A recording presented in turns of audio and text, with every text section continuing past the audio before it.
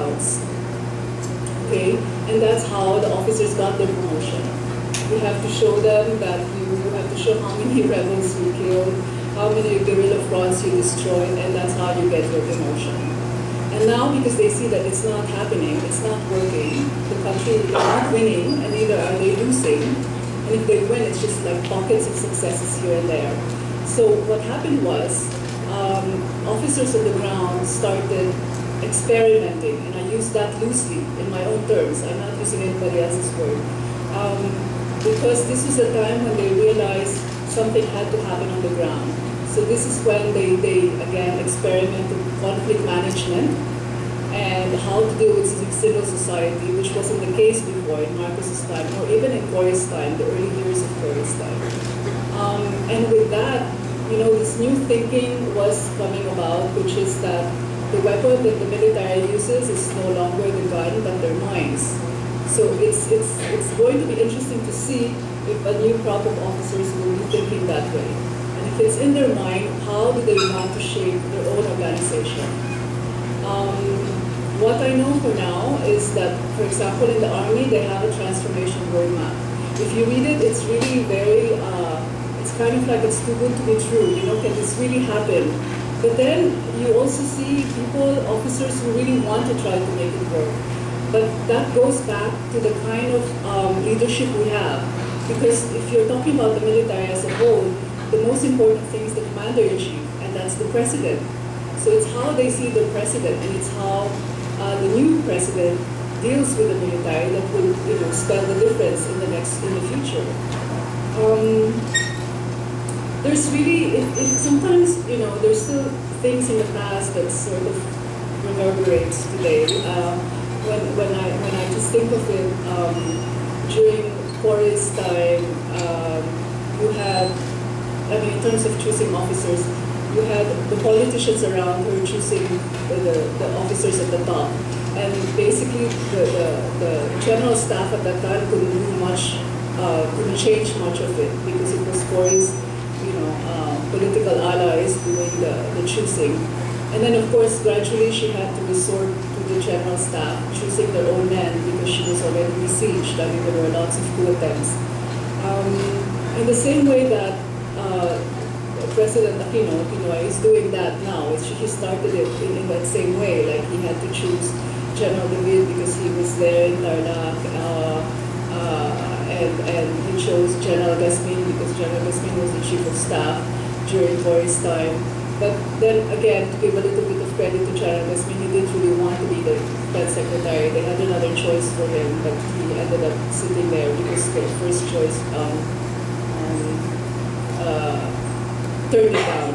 So, you know, you see that too, and sometimes you still see vestiges of what was going on in the past. I mean, the current chief of staff that he chose is really a good officer, but it's just too bad that he's going to retire in December. So you lose the continuity. He could have chosen someone before who was from another class and waited him out until you could choose a younger generation. But, you know, still, the element of politics is there. And I don't think it will ever go away because it's our culture. And the only way that it will go away is the kind of decisiveness that the commander-in-chief will put into place. So basically that's it. I think, you know, if we look forward, I think there will be a new crop of officers. And I think it's going to be a make or break situation. I kind of don't like these questions of is there going to be a coup under, you know, how do we know? You know, we don't know. I mean, right now, yes, I could say no because I could sense from the officers in the camps that they seem to be happy with him in some ways because he's given them a lot of leeway in terms of reforms and modernizing the military. For example, the Hamilton that Professor Jose was talking about, he actually took it out of the money from the energy sector, Manapaya. He took it out of that because otherwise they won't have anything to give. A lot of the money that went for modernization went into the general appropriations, and once it's there, the military can get what was supposed to be meant for them, because you get fighting going on in the Congress, where you have congressmen being so worried about the military being strong again. So there's this, pull and push, love and hate. We don't like the congressmen because they don't give us what we need, but at the same time, we also have to be close to them because they're going to be whispering to the ears of the president if our turn for promotion comes up. So it's a very tricky situation. It's all part of our culture, I think. And unless that's done away with, you can't really expect major changes in the next 5 years. So in terms of having a coup, it's again, like I say, right now it seems that the answer would be no, but you don't know what's going to happen in the next 6 months, 1 year, 2 years. You just don't know these things. But I think I tend to stay away from that kind of question because I'm more interested in the promises that lie ahead, which is that are the younger officers now, are they really from a different breed? Will they really think differently? Will they really be using their mind as the weapon and being politically mature? And really, at the end of the day, if you think about it, there's nothing wrong with being politicized. I think we all should be in that sense, one way or another. And you can't blame soldiers for being that, because once they're sent to the field, you're already politicized. You go to a military academy and everything is lofty and idealistic, and you're sent to the field and everything that you find is totally the opposite of what you've learned in school. And you also can't blame them in one way because, number one, they land in a village and they notice that they're the only government present. The governor's or the mayor's not there, the teacher's not there, everything is in disarray. And because they're the government present, they're the only government present, the people want them to do something. So you have to see politicization in a different way now.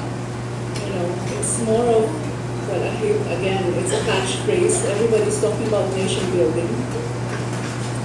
That's the catchphrase now. It's the new fashionable thing to say, to talk about, and a lot of officers are talking that way. So let's just see, really, if they mean it, if they want to build a nation and do something about it. For instance, the new strategy, the new plan that they have, the new ISO, the International Security Plan, is called Bayanihan. So it's meant to be, dealing with civil society, the LGUs, the other NGOs, but I think it's missing in doctrine. So I'm not, again, you will only know what will happen in the next 5 years, 3 to 5 years, in terms of how they're going to go around it. Like I said, my co-speakers, they've mentioned a lot of things already. It's so broad. And there's so many little issues, various issues in the military, and as Professor Jose says as well, it's very complex. And as a journalist, I try not to deal with theories because it doesn't really work for a journalist.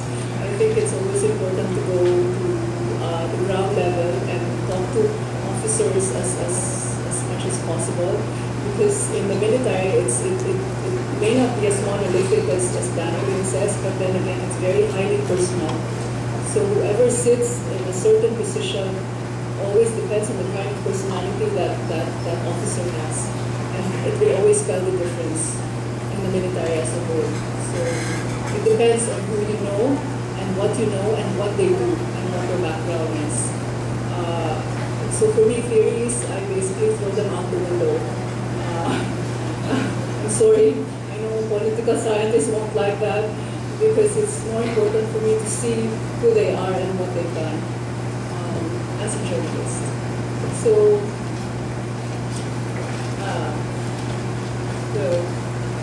I'm not really like reacting. It's more like just giving combining all things together and seeing it in a broader perspective of different generations, so there will be a basis of comparison, and just to see, look forward, just so that you have points of references in the future. Thank you. Sorry, I spoke too fast.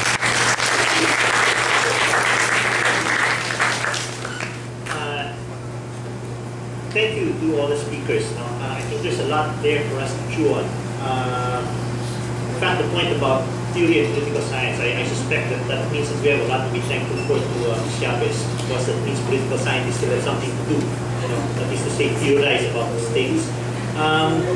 But having said that, I think there's quite a bit that's actually been thrown out, for which we can actually talk about. And so I'd like to invite the audience now to raise questions, give their comments on some of the points that have actually been made. Now, if one, just a little bit of, I guess, rules of the game as far as the questions are concerned. We'd like to ask you to identify yourself, and if you have any institutional affiliation, please give that as well. And if possible, make your comments and your questions as succinct as possible. So, thank you, sir. Herman Bognot po mula sa Departamento ng Wikang Europeo. Binanggit ni General Lim na nagnanais sila ng revolusyonaryong pagbabago, hindi lang sa sandatahang lakas, hindi sa buong bansa. Ngayon, para sa revolusyonaryong pagbabago, kailangan natin dito ng revolusyonaryong ideya, ng revolusyonaryong kaisipan. Ano yun? Marahil ay maaaring may pakaloob dito ang sinabi ni Professor Jose, kahit man ang sa self-sufficiency, yung kakayahang kumayo sa sarili. At ito ay hindi ko masyadong naririnig kay General Lee. At mahalaga pa ay yung pagtatangka nating alisin ang lahat ng impluensyang Amerikano sa ating kaisipan, mula sa wika, mula sa teorya, mula sa mga doktrina sa sandatahang lakas. At ang kaisipang ito na may kakayahang patisahin ng buong bansa. Kagagaling ko lamang sa Migsayap, Cotabato. At ang aking napunan ay mayroong lakas na lalong nagpapawatak-watak sa ating bansa. Pinatitingkad nila ang pagkakaiba-iba. Puro self-determination ng gusto, ng moro, ng mga indigenous group, ng mga katutubo. At kung iyan ay magkakaroon ng lahat ng self-determination, wala ng national determination. Kung kaya, ano po sa tingin ninyo ang sinasabi ninyong revolutionaryong kaisipan o kaya kaakibat dito ng revolutionaryong pagbabago, kailangan bang itakwil natin ang lahat ng impluensyang kano? Kasi naniniwala ako kay Professor Jose, malaking kasiraan ang nagawa nito sa ating kaisipan bilang bansa at maging sa aktol na lakas ng ating sandatahang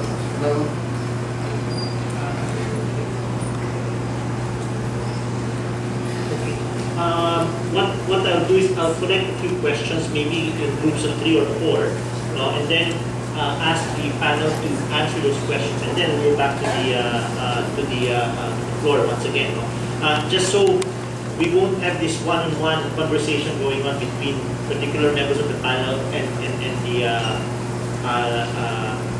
the audience. So, pangalawang, meron bang gusto pang magtanong? Sige, Professor Tahin. This is for the 3 speakers. I'd like to know more about the relationship of the military with non-state actors in terms of change, whether peaceful or revolutionary. For one, with social movements and civil society.